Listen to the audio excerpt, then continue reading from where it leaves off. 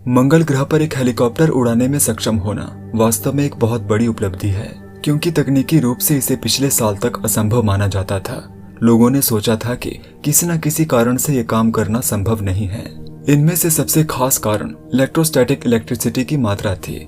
यह सोचा गया था कि ये सब वहां जनरेट होगी और उड़ान भरना असंभव हो जाएगा, और ऐसा ब्लेड्स की गति के कारण होगा जो 1 मिनट में 2000 बार घूमने से भी ज्यादा है, जो बहुत ज्यादा स्टैटिक बनाने की संभावना रखता है, जो तब हेलीकॉप्टर को नष्ट कर देगा। लेकिन जैसा कि अब हम जानते हैं कि ये काम करता है और बहुत अच्छी तरह से काम करता है, और इसलिए इस वजह से अगला प्रश्न भी स्वाभाविक है कि क्या अब हम मार्स पर कुछ और भी उड़ा सकते हैं? उदाहरण के लिए एक हवाई जहाज या शायद गर्म हवा का गुब्बारा। क्या हम वास्तव में मंगल ग्रह पर कई दूसरे इंस्ट्रूमेंट्स या टेक्नोलॉजी ला सकते हैं और इससे वहां भी काम कर सकते हैं? वास्तव में मार्स एयरक्राफ्ट एक मिशन है जिसके बारे में हम बहुत जल्द बात करेंगे। वर्तमान में इसका परीक्षण और विकास भी किया जा रहा है, लेकिन आज हम इस सवाल पर फोकस करेंगे कि क्या हम मंगल ग्रह पर बैलून्स उड़ा सकते हैं? क्या हम मार्स पर एक ऐसा मिशन कर सकते हैं जिसे नासा एरोबॉट मिशन से संदर्भित करती है? बेसिकली कुछ ऐसा जो बोयंसी का आइडिया यूज करता है, यानी उछाल का यूज करता है, और किसी तरह का बलून जो किसी दूसरे ग्रह पर उड़ सके। अब जैसा कि आप पहले से जानते होंगे कि किसी दूसरे ग्रह पर उड़ान भरने वाला पहला मिशन मंगल ग्रह का हेलीकॉप्टर नहीं, बल्कि वास्तव में एक बैलून था। इसे 80 के दशक की शुरुआत में वीनस ग्रह की ओर लॉन्च किया गया था। यह वास्तव में सोवियत यूनियन और कई यूरोपीय देशों के बीच एक कोलैबोरेशन था, जिसमें फ्रांस का सबसे ज्यादा योगदान था, और इसे वेगा मिशन के रूप में जाना जाता है।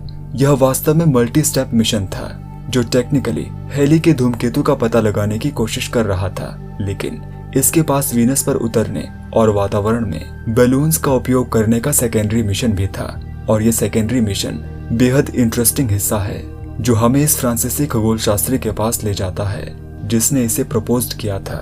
वे ऐसा करने के लिए सुपर पैशनेट थे। जैक्स ब्लामोंट, एक शानदार खगोल शास्त्री जिसका 2020 में निधन हो गया, जिन्होंने 80 के दशक में इस प्रोग्राम को आगे बढ़ाया, और वह ऐसा करने के लिए इतने पैशनेट और इतने एक्साइटेड थे कि बेसिकली सब कुछ उन्होंने ही डिजाइन किया और डेवलप भी किया। उन्होंने ही इन वेगा बैलून्स को डिजाइन किया था, और इस दौरान वे फ्रेंच स्पेस एजेंसी के मुख्य वैज्ञानिक भी थे, जिसे फ्रांस में स्पेस स्टडी के लिए नेशनल सेंटर के रूप में जाना जाता है। इस पैशन से इस बैलून को डेवलप करने की उनकी क्षमता के कारण वह सोवियत और फ्रांसीसी गवर्नमेंट को वेगा मिशन के एक हिस्से के रूप में शामिल करने के लिए मनाने में सक्षम थे, और उन्होंने किया भी, और यह वास्तव में अच्छी तरह से काम किया। जब बैलून्स वीनस ग्रह के वातावरण में पहुंचे तो वह लगभग 46 घंटे तक वहां बने रहे। रियलिटी में ये बैलून कुछ इस तरह का दिखता है। इन बैलून्स ने वीनस पर डेटा कलेक्ट किया और उसे पृथ्वी पर वापस भेजा, और अंततः 46 घंटों बाद उनकी बैटरी खत्म हो गई, और वो शायद आज भी वीनस के वातावरण में कहीं उड़ रहे हैं। हालांकि इस बात की बहुत ज्यादा संभावना है कि वे सल्फ्यूरिक एसिड के चलते फट गए हों और अब कहीं जमीन पर पड़े हों। लेकिन यहाँ महत्वपूर्ण बात यह है कि हीलियम बैलून ने काम किया, और इसने वास्तव में अच्छा काम किया।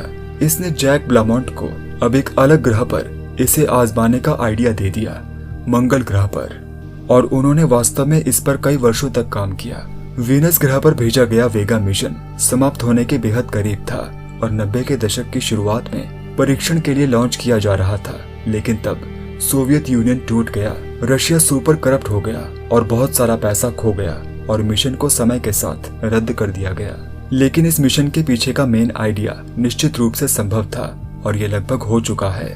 दूसरे शब्दों में कहूँ तो हम मंगल ग्रह पर पहले मिशन के रूप में हेलीकॉप्टर की बजाय बैलून भेजने के बेहद करीब थे, और टेक्निकली ये नासा के रोवर से पहले का पहला लॉन्ग टर्म रोबोटिक मिशन हो सकता था। फैक्ट की बात है कि फ्रेंच एजेंसी ने वास्तव में जाने माने मोंटगोल्फियर बैलून का उपयोग करके 70 के दशक से 90 के दशक तक 30 से ज्यादा उड़ानों के काफी प्रयोग किए हैं। मोंटगोल्फियर शब्द आमतौर पर जाने माने गर्म हवा के गुब्बारे को रेफर करता है। बेसिकली एक गुब्बारा जो हवा को गर्म करता है और जमीन के ऊपर उड़ता है। हालांकि ऐसे मिशन में वैज्ञानिक हकीकत में हवा का उपयोग नहीं करेंगे, बल्कि हीलियम या हाइड्रोजन का उपयोग कर रहे होंगे। यहाँ महत्वपूर्ण बात यह है कि ये काम करता है, और वैज्ञानिकों ने पृथ्वी पर इसका परीक्षण भी किया है, जहाँ वे लगभग 35 किलोमीटर की ऊंचाई तक पहुंचे थे, और ये पृथ्वी के वायुमंडल का हिस्सा है। ये बहुत हद तक मंगल ग्रह की सतह के समान है। और इंटरेस्टिंग बात यह है कि उनका ये बैलून लगभग 69 दिनों तक उस ऊंचाई पर बने रहने में भी सक्षम था। मतलब यह है कि हमारे पास 90 के दशक की शुरुआत में ये सब लॉन्च करने की टेक्नोलॉजी थी। लेकिन रशियन मार्स 96 प्रोब के रद्द होने के कारण और इस पूरे प्रोग्राम की विफलता के कारण हमें दुर्भाग्य से यह सीखने को कभी नहीं मिला कि अगर बैलून वास्तव में मंगल ग्रह पर भेजा गया तो क्या होगा। लेकिन सबसे बड़ा सवाल यह है कि क्या यह काम कर सकता है और क्या यह काम करेगा। अगर हम एक बैलून मार्स पर भेजते हैं तो क्या वह वास्तव में उड़ता, क्या यह हेलीकॉप्टर से बेहतर होगा और लंबे समय तक उड़ान भर पाएगा। और इसलिए इस वीडियो में मैं इनमें से कुछ आइडियाज को एक्सप्लोर करने जा रहा हूँ। मंगल जैसे किसी दूसरे ग्रह पर उड़ने वाले गुब्बारे के संकेतों के बारे में कुछ बातें और ये भी कि नासा हकीकत में क्या योजना बना रहा है। तो चलिए शुरू करते हैं। तो नासा इन बैलून्स की योजना बना रहा है जो वीनस ग्रह पर भेजे गए बैलून्स के समान ही होंगे, क्योंकि यह कुछ ऐसा है जिसे हम जानते हैं कि वास्तव में अच्छी तरह से काम कर सकता है। लेकिन क्या ये आइडिया मंगल ग्रह पर काम करेगा? जब बैलून्स की बात आती है तो यह वास्तव में बॉयंसी और प्रेशर के बारे में है, यानी उछाल और दबाव के बारे में है।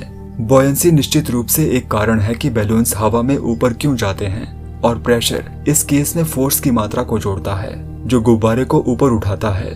जब साधारण गुब्बारे की बात आती है, जैसे कि हम जन्मदिन पर उत्सवों में यूज करते हैं, तो वे आमतौर पर बहुत लंबे समय तक सरवाइव नहीं कर पाते।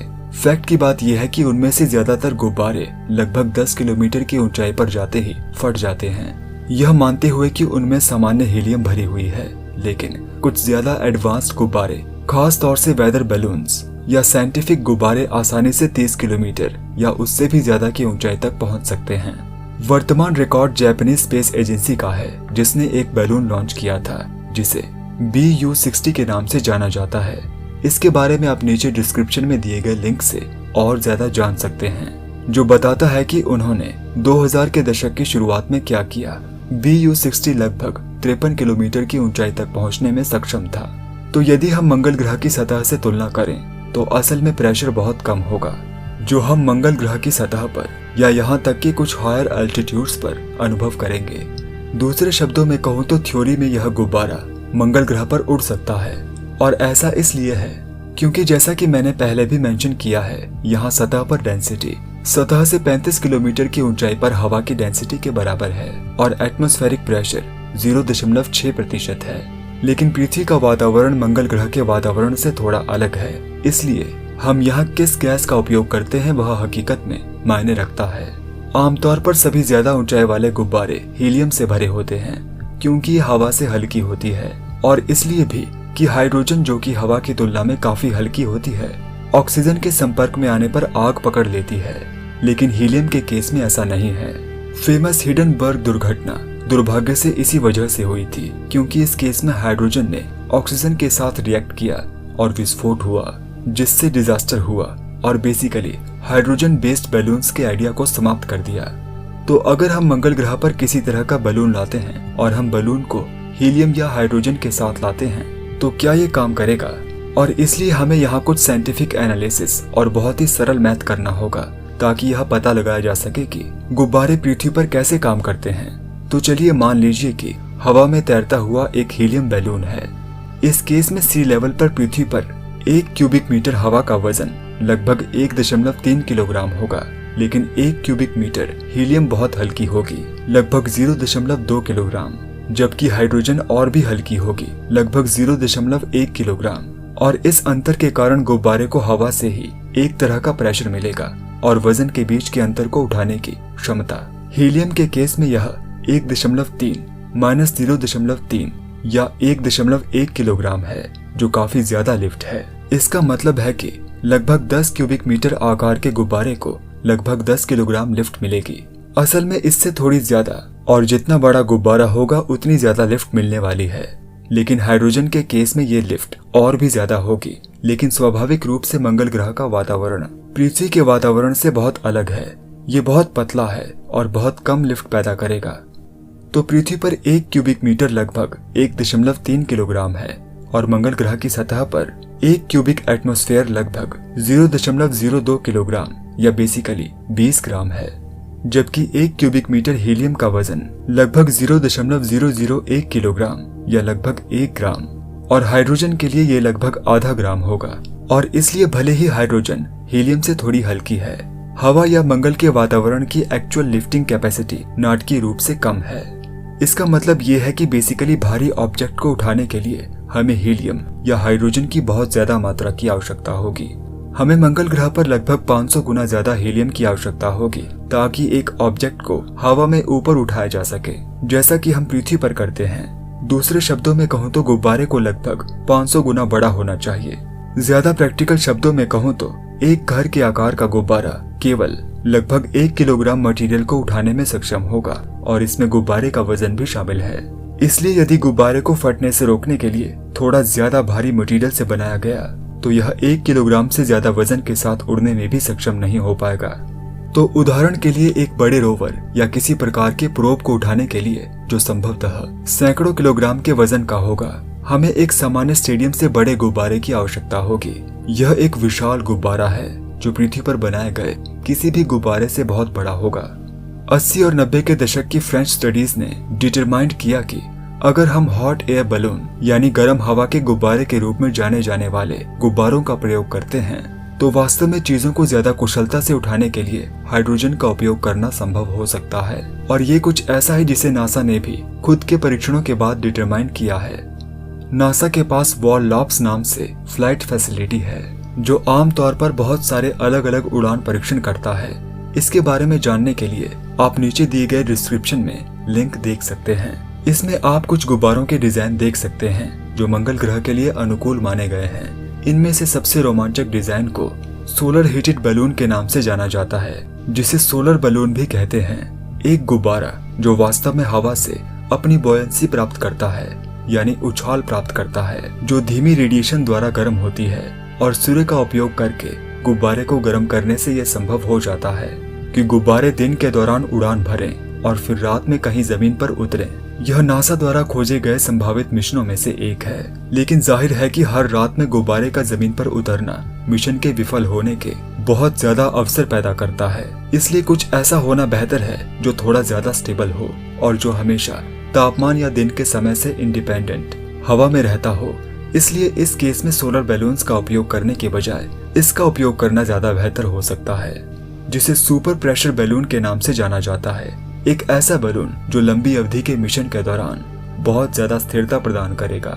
पिछले कुछ वर्षों में नासा के एक्सपेरिमेंट्स ने डिटरमाइन किया है कि एक प्रकार के कद्दू के आकार के गुब्बारे का उपयोग करके एक समय में कई हफ्तों या महीनों तक प्लेनेट के चारों ओर एक परमानेंट टेलीस्कोप का चक्कर लगाना संभव हो सकता है और इस टेक्नोलॉजी का उपयोग करके मंगल ग्रह पर कुछ खास किया जा सकता है।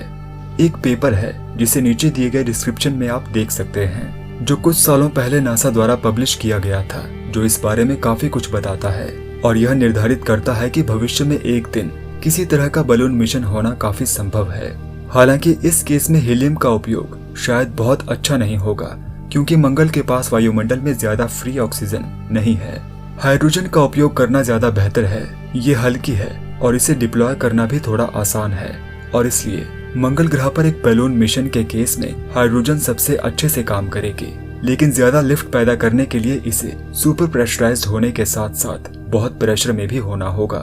जब हीलियम की तुलना में लिफ्ट की बात आती है तो यह केवल लगभग 5% ज्यादा एफिशिएंसी प्रदान करता है, लेकिन हीलियम ज्यादा महंगी है और हाइड्रोजन हर जगह है, इसलिए ये एडवांटेज भी है। हालांकि ये दुर्भाग्य की बात है कि मार्स बैलून वैलिडेशन प्रोग्राम के बारे में पिछले 2 दशकों से केवल बात ही की जा रही है। अभी तक इस बारे में कोई कदम नहीं उठाए गए हैं और ये सच में सोचने का विषय है कि ऐसा क्यों है।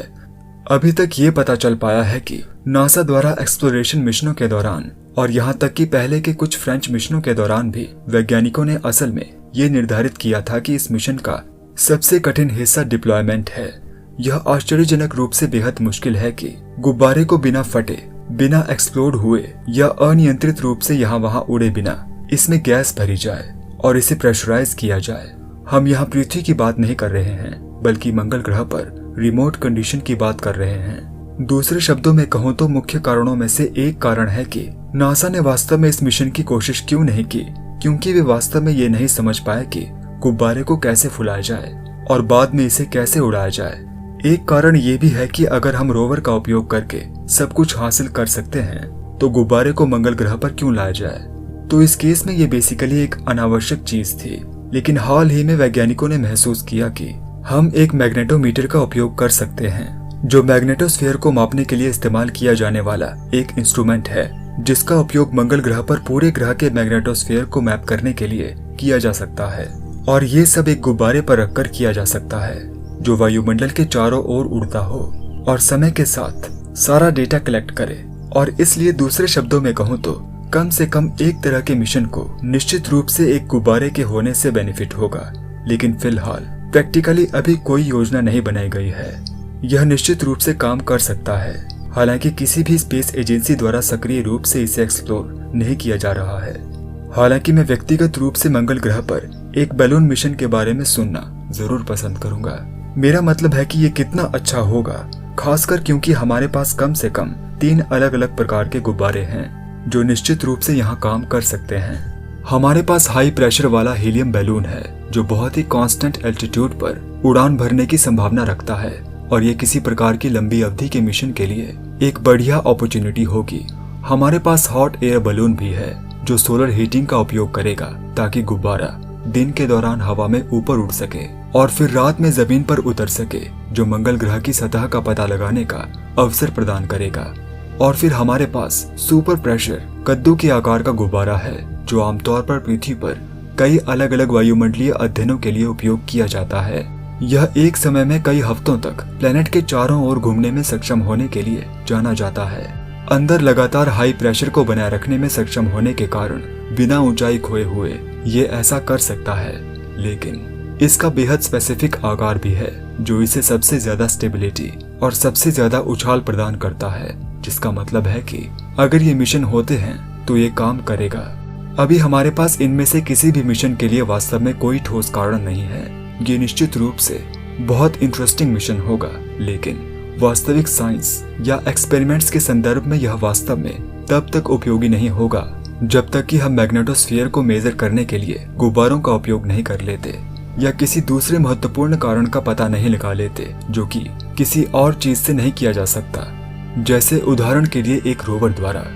तो थ्योरी अभी ये है कि सही आकार और सही प्रेशर से एक बलून मार्स पर काम कर सकता है, लेकिन अभी इस तरह के मिशन की कोई आवश्यकता नहीं है। और क्योंकि ये मिशन बहुत महंगे हैं, इसलिए नासा या कोई भी दूसरी स्पेस एजेंसी इसे करने से पहले कई बार सोचेगी। लेकिन इसका मतलब ये नहीं है कि ये मिशन नहीं होगा, क्योंकि फैक्ट की बात यह है कि ये बहुत जल्द हो सकता है। क्योंकि जहां तक हमें पता है, किसी को भी ये उम्मीद नहीं थी कि हेलीकॉप्टर मिशन कभी काम करेगा या यहाँ तक कि होगा भी। और इसलिए अब हम सभी जानते हैं कि अब बैलून्स की बारी है।